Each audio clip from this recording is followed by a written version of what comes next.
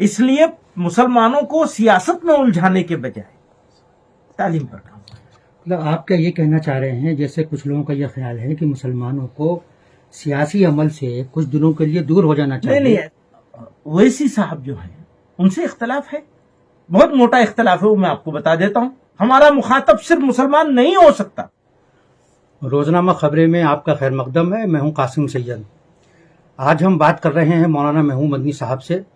مولانا محمود مدنی صاحب آزاد ہندوستان کے بعد پیدا ہونے والی نسل سے تعلق رکھتے ہیں جو ایک ایسے ماحول میں پلی بڑھی ہے جہاں فرقہ وارانہ منافرت کا ماحول ہر طرف تھا۔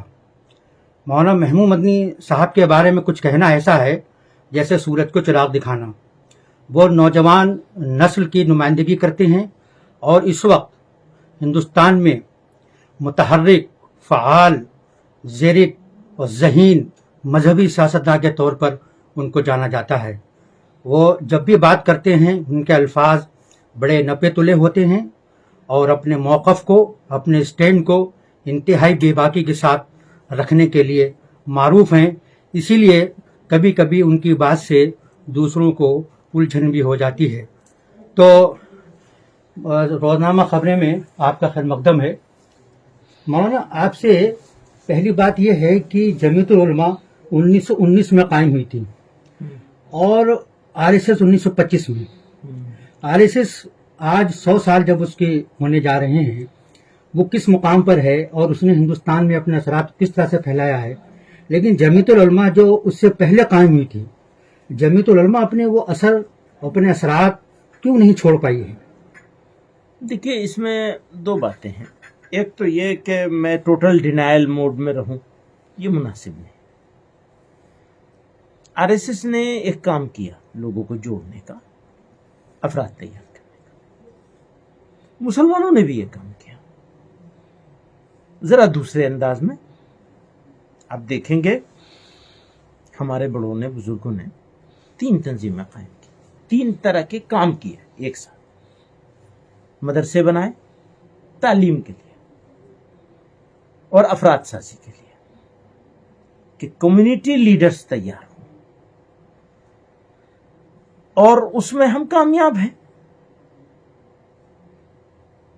اس لیے نہیں کہ ہمارے لوگ اعلیٰ نوکریوں پر بیٹھے ہوئے ہیں، بلکہ اس لیے ہم کامیاب ہیں کہ آج انڈیا کا مسلمان اسلام کے ساتھ جس طرح سے جڑا ہوا ہے، اور اس انڈین سب کانٹیننٹ کا جس طرح جڑا ہوا ہے، اس طرح دنیا کے کسی خطے کا مسلمان اپنے مذہب سے اس طرح جڑا ہوا نہیں ہے۔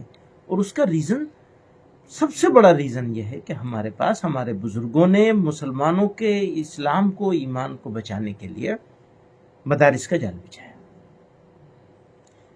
پھر انہی اکابر اور بزرگوں نے اسی مدرسے کے پڑھے ہوئے جو پروڈکٹ تھے، پہلی جنریشن جو تھی، انہوں نے دعوت و تبلیغ کا کام کھڑا کیا، اور وہ عالمی کام بن گیا، انٹرنیشنل لیول۔ میں پورے دعوے کے ساتھ کہہ سکتا ہوں، مجھے کوئی تردید کا خوف نہیں ہے کہ دعوت و تبلیغ کا کام آج کی تاریخ میں جتنی بڑی وہ آرگنائزیشن ہے، دنیا کی کوئی دوسری آرگنائزیشن اس کے آدھے پر نہیں ہے۔ یہ اسی مدرسے کے پروڈکٹ تھے، وہی لوگ تھے، انہوں نے کام کیا۔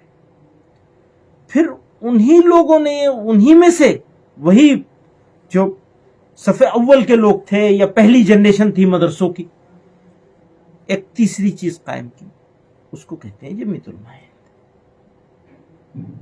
اس کا کام اور اس کی فیلڈ ڈفرینٹ تھی۔ اس کام میں، اس فیلڈ میں یہ مجھے ماننا پڑے گا کہ ہاں، جہاں جمعیت علماء کو ہونا چاہیے تھا وہاں نہیں ہے، لیکن بغیر کسی تردید کے خوف کے کہہ سکتا ہوں جہاں جمعیت علماء ہے، جتنی خدمات جمعیت علماء نے انجام دی ہیں، اس کا جو کام تھا نا، وہ ایک لمیٹڈ تھا، آپ کو یہ کرنا ہے،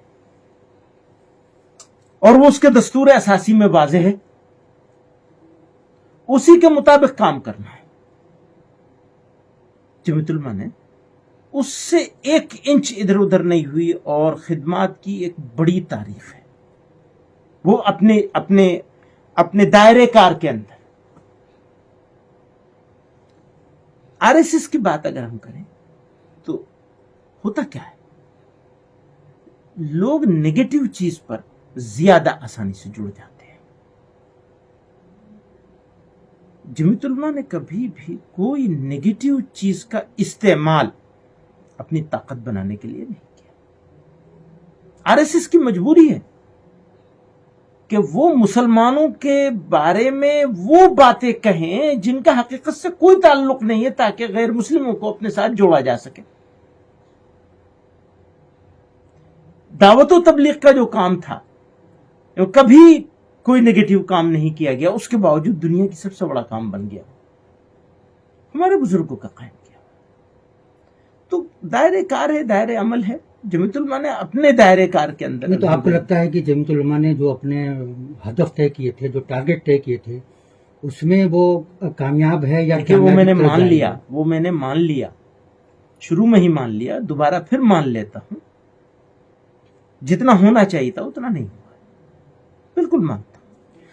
اچھا، اس کی وجہ سے حالات بھی رہے ہیں، بہت سارے طرح طرح کے حالات رہے ہیں. تو جمعیت نے آزادی سے پہلے سیاسی رہنمائی بھی کی اور آزادی کے بعد بھی سیاسی رہنمائی کرتی رہی ہے جب بھی اس کو ضرورت محسوس ہوئی کہ سیاسی رہنمائی کرنی نہیں. چاہیے. سیاست کی بات اگر آپ کریں، میں صرف سیاسی رہنمائی کی بات کر رہا ہوں. سیاسی رہنمائی جمعیت علماء نے بحیثیت جماعت کے آزادی سے پہلے یہ سیاسی جماعت تھی، الیکشن لڑتی تھی، کینڈیڈیٹ کھڑی کرتی تھی. آزادی کے بعد اکابر بزرگوں کے مشورے سے یہ فیصلہ ہوا کہ موجودہ حالات میں سیاسی پارٹی بنا کر رکھنے سے فائدہ کم ہوگا، نقصان زیادہ ہوگا. اس کو سیاست سے اپنے آپ کو علیحدہ کر لیا جائے، یعنی متحرک سیاست سے، ایکٹیو پولیٹکس سے اپنے آپ کو علیحدہ کر لیا جائے، یعنی الیکٹورل پالیٹکس سے الگ کیا جائے. لیکن دوسری طرح کی جو سیاسی سرگرمیاں ہوتی ہیں ان میں رہیں گے. اس میں یہ ہوا کہ اپنے کارکنان کو یہ آزادی دی گئی کہ کسی بھی سیکولر پولیٹیکل پارٹی کے ساتھ آپ شامل ہوئیے. نتیجہ یہ ہوا کہ جمعیت علماء کے صدر ایک پارٹی میں ہوتے تھے، جنرل سیکریٹری کسی اور پارٹی میں ہوتے تھے، اور وہ اراکین عاملہ میں سے کوئی لوگ کسی پارٹی میں ہوا کرتے تھے. ہمارے یو پی کی جمعیت کے نائب صدر تھے مولانا اسحاق سنبلی صاحب، ورکنگ کمیٹی کے ممبر تھے. وہ آل انڈیا جمعیت علماء ہند کی ورکنگ کمیٹی جو نومینیٹڈ ہوتی ہے پریزیڈنٹ کے، اور پریزیڈنٹ کانگریس میں ہوا کرتے تھے، وہ کمیونسٹ کے ایم پی ہوتے تھے، وہ بھی شامل ہوتے تھے. مولانا سید احمد ہاشمی صاحب ہوتے تھے. اس طرح سے بہت مثالیں ہیں. لیکن مولانا یہ تو یہ ہوا کہ ہم گڑ کھائیں گے لیکن گلگلوں سے پرہیز کریں گے. اس کو سیاست میں ہیں بھی اور نہیں بھی آپ ہیں. اس کو کہہ سکتے ہیں، لیکن ہوتا کیا ہے، جب مذہب کے نام پر سیاست ہوگی تو اس کا فائدہ یقیناً ہوگا کچھ نہ کچھ، لیکن نقصان زیادہ ہوگا. تو مجموعی طور پر یہ بہت سوچ سمجھ کے فیصلہ کیا گیا. یہ کوئی عاجلانہ اور جذباتی فیصلہ نہیں تھا، بہت سوچ سمجھ کے فیصلہ کیا گیا کہ سیکولر پولیٹیکل پارٹیز کے ساتھ شیئر کیا جائے، ان کو سپورٹ کیا جائے، ان کے بیچ میں رہ کر کے ان کو جہاں تک ہو سکے ان کو سمجھایا جائے، ان کو مسلمانوں کے ایشوز بتائے جائیں، اور ان کو اس پر راضی کیا جائے کہ ایک منصفانہ طریقے سے وہ پولیٹکس کریں، غیر منصفانہ طریقے کو حتی الامکان احتراز کریں. تو جمعیت علماء اس کام کو کرتے ہیں. لیکن مولانا اسد مدنی مرحوم کے زمانے میں مسلمانوں کی نئی سیاسی پارٹی کے بارے میں جمعیت العلماء میں غور و خوض شروع ہو گیا تھا. اور آج آسام میں اس کو تھوڑا سا میں جملہ پورا کروں. جی. آج آسام میں جو AUDF قائم ہے، بدین اجمل صاحب جس کے صدر ہیں، وہ جمعیت علماء آسام کے بھی صدر ہیں اور اس پارٹی کے بھی صدر ہیں. تو جو خواب انہوں نے دیکھا تھا وہی تو اس کی عملی شکل ہے. ہاں ٹھیک ہے، AUDF وہ چناؤ بھی لڑ رہی ہے. ٹھیک ہے، وہ ایسا ہے. دو باتیں. ایک تو یہ جو غور خوض شروع ہوا تھا تو وہ مسلمانوں کی پارٹی کے بارے میں نہیں ہوا تھا. ہر ریزولوشن میں بہت واضح طور پر یہ بات کہی گئی بار بار، سیاسی پارٹی کے لیے ایک ایسی سیاسی پارٹی کی ضرورت ہے جو انصاف پسند ہو. ایک بہت بڑا گیپ ہے، لوگ باتیں کرتے ہیں، کام نہیں کرتے، بےایمانی کرتے ہیں، کہتے کچھ ہے کرتے کچھ ہے. یہ ایک شکایت ہے مسلمانوں کی صرف نہیں، पूरे मुल्क के लोगों की शिकायत है, नौजवानों की शिकायत है, औरतों की शिकायत है कि जो इख्तिदार में आ जाता है, मौका मिल जाता है, उसके बाद वो उसके सोचने का, कहने का अंदाज मुख्तलिफ हो जाता है, इंसाफ नहीं करता।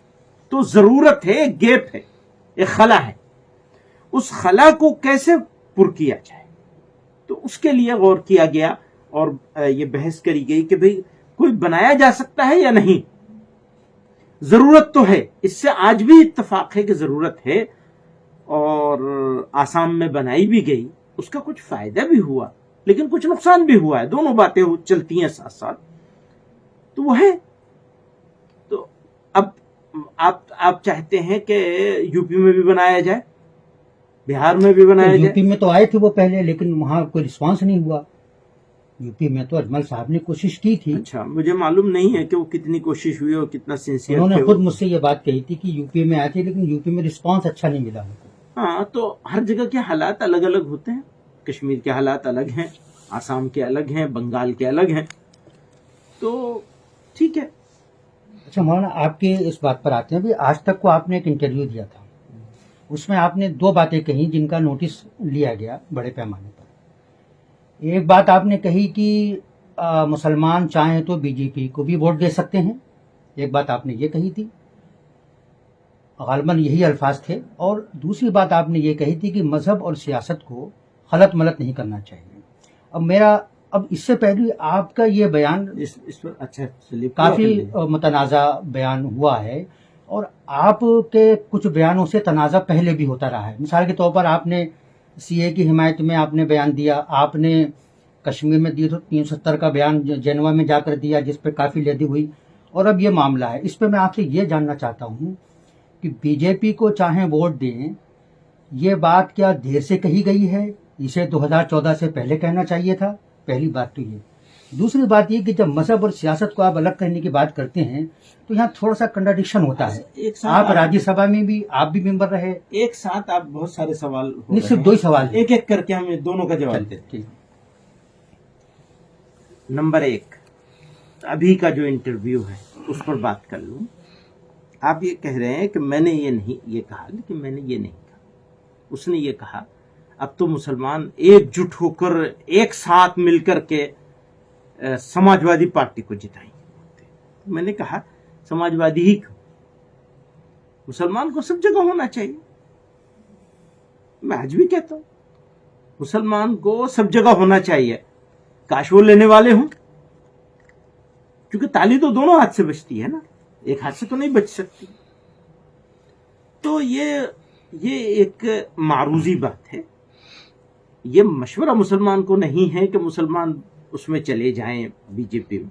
मैं कौन होता हूं मशवरा देने वाला, और मेरे मशवरे को सुनेगा कौन? नहीं, आपका तो बहुत और फिर ऐसा मशवरा, फिर ऐसा हिंदुस्तान पे असरात हैं सर, फिर ऐसा आपकी बात बहुत दूर तक जाती है। हाँ ठीक है, फिर ऐसा मशवरा तो ये मशवरे के तौर पर नहीं कही गई है, बल्कि बात के जवाब के तौर पर की गई है। अगर सवाल और जवाब दोनों को सामने रखेंगे तो इसका दूसरा मतलब निकलेगा, और सिर्फ जवाब को सामने रखेंगे तो दूसरा मतलब निकलेगा। ये बात एक ये है। दूसरा सवाल आपका ये था, आप क्या कहना चाहते हैं? हम ये कहना, आपने जो ये मशवरा दिया या आपने एक बात कही, हम ये कहना चाहते हैं कि मुसलमान की तरफ से अगर कोई खास प्लानिंग के तहत मुसलमानों को किसी एक पार्टी का वोट बैंक साबित करने की कोशिश कर रहा हो, चाहे वो आप हो चाहे कोई दूसरा एंकर हो, सवाल करने वाला हो, मुझे ये मंजूर नहीं, कभी मंजूर नहीं। मुसलमान मजमूई तौर पर किसी के साथ जाए, लेकिन इकट्ठा होकर किसी के हराने का नारा बुलंद करके जाएगा, उसका फायदा कम होगा, नुकसान से। तो हजरत माजी में तो ये गुज़श्ता 40 सालों से तो मुस्लिम लीडरशिप यही करती रही है कि उसे हराओ, जो बीजेपी को हराए उसे जिताओ, यानी निगेटिव वोटिंग करते रहे हैं। तो हमेशा और आप भी वो भी एक स्ट्रेटेजी होती है, लेकिन वो स्ट्रेटेजी हमेशा याद रखिए, जिंदा मुल्कों में, जिंदा कौमों में, जिंदा लोगों में, इंडिविजुअल तौर पर भी, इनफरादी तौर पर भी ہمیشہ ایک پالیسی کام نہیں کرتی، وقت کے ساتھ ساتھ پالیسیاں بدلی جاتی ہیں. ٹھیک ہے سر، لیکن وہ 2 سے 300 تک آ گئے ہم یہ اسی پالیسی کے تحت. تو اب یہ لگ رہا ہے کہ یہ غلطی تھی، یہ نہیں کرنا چاہیے تھا. نہیں، میں یہ تو نہیں کہوں گا کہ وہ غلطی تھی، لیکن یہ کہ آج کے حالات میں تبادلہ خیال کرنے کی، اس میں بحث کرنے کی ضرورت ہے. یہ تو پھر آپ لوگوں نے ایک موجودہ حکومت سے ایک ڈسٹینس کیوں بنا کے رکھا ہے، ایک دوری کیوں بنا کے رکھی ہے، جبکہ ماضی کی حکومتوں سے آپ لوگ ملتے بھی رہے ہیں، میمورنڈم بھی دیتے رہے ہیں، اپنی بات بھی رکھتے رہے ہیں. دو باتیں وجہ ہیں. کیا ہے؟ ایک تو یہ کہ یہ ہماری طرف سے تو ایسا کچھ نہیں ہے کہ کوئی ڈسٹینس بنا کے رکھا گیا ہو. ہم ملکی معاملات میں، ملی معاملات میں حکومت کو توجہ دلانے کا کام جیسے پہلے کرتے رہتے ایسے آج بھی کر رہے ہیں. کوئی دوری نہیں بنا کے رکھی ہے. ایک بات یہ. دوسری بات یہ ہے کہ قرب کا جو معنی لیا جاتا ہے موجودہ زمانے میں وہ یقیناً نہیں ہے، اور وہ تالی ایک ہاتھ سے نہیں بجتی ہے. جیسے میں نے ابھی پہلے بھی کہا، تالی تو دونوں ہاتھ سے بجتی ہے. ان کو ضرورت اس بات کی ہے کہ مسلمانوں سے دور رہیں اور مسلمانوں کو بدنام کر کے ایک سائیڈ میں کھڑا کر کے اپنا ووٹ حاصل کریں. ان کو اس کی ضرورت ہے. وہ ایک پولیٹیکل ان کی اسٹریٹجی ہے. انہوں نے ثابت بھی کر دیا کہ اور اس مسلمانوں کے بغیر ہم سرکار بنا سکتے ہیں. اس کے اوپر وہ کام کر رہے ہیں لگاتار. تو آپ کیسے یہ امید کرتے ہیں کہ کوئی دوسرا جو ہے وہ یک طرفہ طور پر ان کے ساتھ ہو جائے گا؟ یک طرفہ طور پہ تو نہیں ہو سکتا نا قرب. تو سر اب تو سیکولر پارٹیاں بھی وہی کام کر رہی ہیں جو بی جے پی کر رہی ہے. مسلمانوں کو چمچے سے بھی چھونا نہیں چاہتی ہیں، اپنے اسٹیج پہ کھڑا نہیں کر رہی ہیں. داڑھی ٹوپی والے کو دیکھ کے ان کے ہاتھ پیر کانپنے لگتے ہیں. ہو سکتا ہے پولیٹیکل اسٹریٹجی ہو یہ. وہ تو پولیٹکس تو ایسی چیز کا نام ہے نا، اس میں مطلب پولیٹیکل. ہم حاشیے پہ رہیں، ہمیں دھکیل دیا جائے، کونے میں بٹھا دیں گے، آپ یہیں بیٹھے رہیے اور ہمیں ووٹ دیتے رہیے. دیکھیے میرا ایک اور بات ہے اس میں جو لوگوں کو پسند نہیں آئے گی، لیکن میں پھر کہہ رہا ہوں، ہو سکتا ہے کہ میرا یہ خیال غلط ہو، میں اس کے اوپر ریکنسیڈر کرنے کے لیے تیار ہوں، لیکن ابھی اس وقت تک میرا خیال یہی ہے. مسلمانوں کو پولیٹکس سے اور پولیٹیکل پارٹیز سے امیدیں رکھنے کے بجائے اپنے اندر قابلیت پیدا کرنے پر محنت کرنی چاہیے یکسوئی کے ساتھ. قابلیت پیدا کریں گے تو دنیا کے راستے کھلے ہوئے. قابلیت نہیں ہوگی تو کوئی پولیٹیکل سسٹم اور کوئی پولیٹیکل پارٹی آپ کو من حیث القوم وہ جگہ نہیں دے سکتی. کچھ افراد کو، کچھ فیملیز کو، کچھ خانوادوں کو فائدہ ہو سکتا ہے، مجھے ہو سکتا ہے فائدہ، لیکن عام مسلمان کو فائدہ حاصل کرنا ہے تو اسے قابلیت پیدا کرنی پڑے گی تعلیم کے ذریعے سے. اس لیے مسلمانوں کو سیاست میں الجھانے کے بجائے تعلیم پر کام کرنا. مطلب آپ کیا یہ کہنا چاہ رہے ہیں، جیسے کچھ لوگوں کا یہ خیال ہے کہ مسلمانوں کو سیاسی عمل سے کچھ دنوں کے لیے دور ہو جانا چاہیے؟ نہیں، ایسا نہیں ہے. دیکھیے اس کا یہ مطلب مت نکالیے. میرا یہ کہنا ہے الجھائیے مت سیاست، اور اس سے اور مایوسی ہاتھ لگے گی. میں اپنی قوم کو مایوس نہیں کرنا چاہتا ہوں. آپ یہ دیکھیے، واپس آئیے. بی جے پی کی حکومت ہے تو ہمیشہ کے دن بڑے نہیں ہوتے، کبھی کی راتیں بھی بڑی ہوتی ہیں نا. ایسا کیا بات ہے؟ کبھی کے دن ہو کبھی کی راتیں، تو یہ عارضی چیز ہے. اور ملت اسلامیہ کا وجود اس ملک میں دائمی ہے انشاءاللہ. اس کو کوئی چیلنج، کوئی کچھ بھی کہتا رہے اور کچھ بھی سمجھتا رہے، تو میں یہ کہنا چاہتا ہوں ہم آزاد ہوئے تو ہمارا پورا کریملیا ملک چھوڑ کے چلا گیا. ہم صرف مزدور لوگ رہ گئے تھے اس ملک میں، نہ ہم پولیٹکس میں تھے. 2 لوگ 3 لوگ تھے بس، مولانا آزاد، مولانا حفظ الرحمان، فلاں فلاں، یہ 4-6 لوگ مشکل سے ملیں گے جن کا نام گنایا جا سکتا ہے بڑے لوگوں میں سے. انڈیا کے جوڈیشری سے چلے گئے تھے لوگ، ایڈمنسٹریٹو سروسز سے چلے گئے تھے لوگ، فوج سے چلے گئے تھے مسلمان، بزنس سے چلے گئے تھے مسلمان، انڈسٹری سے چلا گیا تھا مسلمان. رہا کون تھا؟ مزدور. اس مزدور نے 75 سالوں میں محنت کر کے اپنی ایک جگہ بنائی ہے. اس تعریف کرنے کا یہ مطلب آپ مت نکالیے گا کہ آپ یہ کہنے لگیں، کیونکہ آپ کا تو کام ہی ہے یہ کہنا. آپ کہنے لگیں کہ دیکھیں مولانا محمود مدنی نے تو یہ کہہ دیا کہ مسلمانوں نے تو سب کچھ حاصل کر لیا. نہیں، شکایتیں اپنی جگہ ہیں کہ اگر ہمیں ٹھیک سے انصاف ملا ہوتا تو ہم اور آگے ہوتے. ہم اس ملک کی تعمیر میں اپنا کردار اس سے زیادہ مضبوطی سے ادا کر رہے ہوتے. بدقسمتی سے جو ہم کر سکتے تھے وہ ہم نہیں کر پائے ہیں، وہ اس میں ان لوگوں کا رول ہے، پچھلے 75 سال کی سرکاروں کا۔ یہ تو ایک بات۔ اسی کے ساتھ دوسری بات میں کہنا چاہتا ہوں، جو بڑے حوصلے کی ہے، مجھے بہت اس کی وجہ سے اطمینان ہے، وہ یہ ہے کہ ہم نے جو کچھ حاصل کیا ہے، جس جگہ تھے ہم، وہاں سے جس جگہ ہم پہنچے ہیں، وہ تو اللہ کا کتنا شکر ادا کریں، وہ کم ہے۔ ہم تو مزدور تھے، ہم تو لٹے پیٹے لوگ تھے، ہمارے اوپر برڈن بھی تھا پاکستان بنائے جانے کا، ہم نے ڈھویا ہے اسے ہمارے بزرگوں نے، اور آج الحمدللہ مسلمان اس ملک میں اس جگہ پر ہے جہاں پر اس پورے بر صغیر کے مسلمان، پورے بر صغیر کے مسلمان اس جگہ پر نہیں جہاں ہم ہیں۔ اچھا سر، ایک بات یہ ہے کہ یہ ایک حلقے کا یہ خیال ہے کہ مذہبی قیادت نے کافی کنفیوژن پیدا کیا ہے، کہتے کچھ ہیں، کرتے کچھ ہیں، ہوتا کچھ ہے۔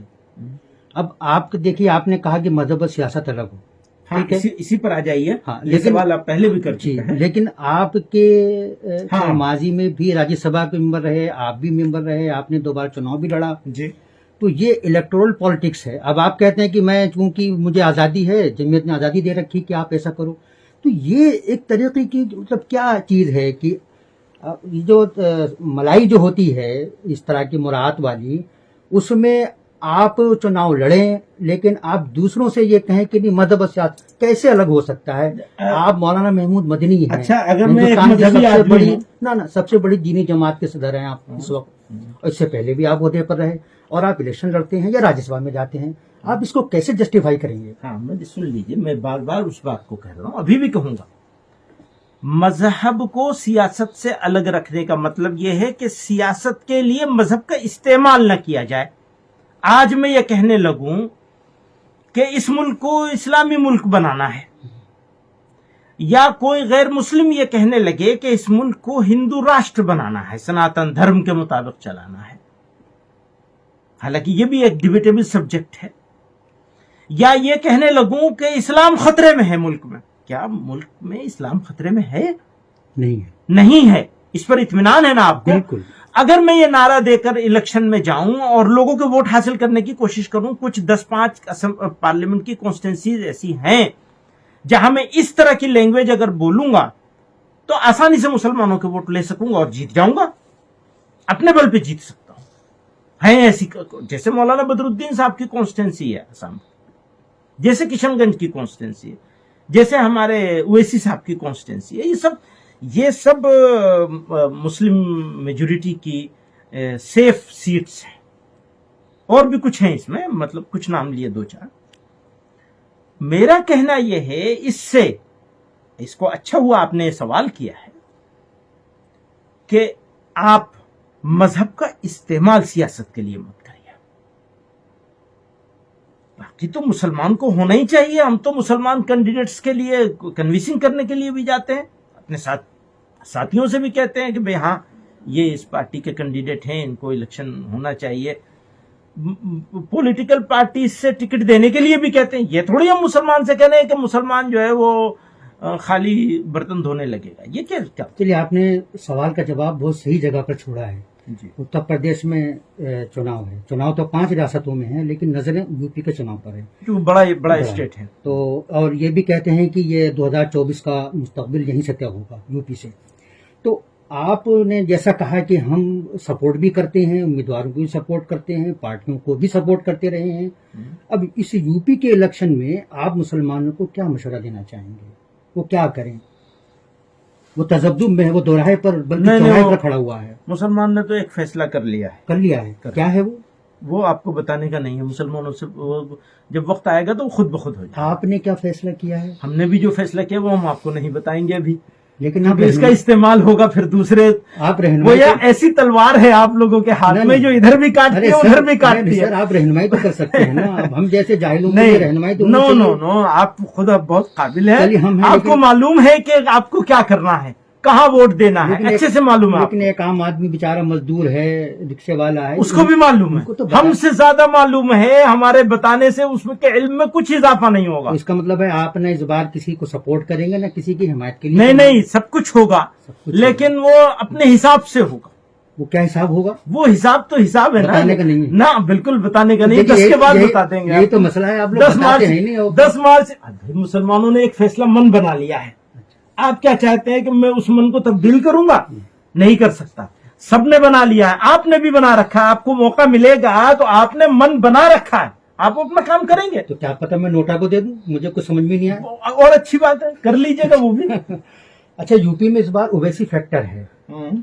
آپ نے ایک بار اویسی کے بارے میں ایک بیان دیا تھا جو کافی مشہور ہوا تھا، میں اس کا تذکرہ نہیں کرنا چاہتا، لیکن ابھی آپ نے جو اویسی کے بارے میں بہت اچھی باتیں کی ہیں چینل پر، اور بڑی لوگوں کو حیرت بھی ہوئی اور خوشگوار حیرت بھی ہوئی کچھ لوگوں کو. تو آپ کیا سمجھتے ہیں کہ یو پی کے چناؤ میں اویسی فیکٹر کوئی کام کرے گا، اور اگر کرے گا تو وہ کیا کسی کے حق میں جائے گا یا کسی کو نقصان ہوگا؟ یا وہ ہو سکتا ہے کچھ سیٹوں پر نقصان بھی ہو جائے، یہ لوگ اس کا لوگ محسوس کر رہے ہیں، اور میں ان کے ان احساسات سے اتفاق بھی کرتا ہوں. لیکن اور جو میں نے پہلے بات کہی تھی اس پر ابھی بھی قائم ہوں کہ میں یہ بات کہتا ہوں کہ ایک دائرے کے اندر اور ایک لمٹ کے اندر کام کرنا چاہیے، مضبوط اپنے آپ کو اپنے مقامی سطح پہ کرنا چاہیے.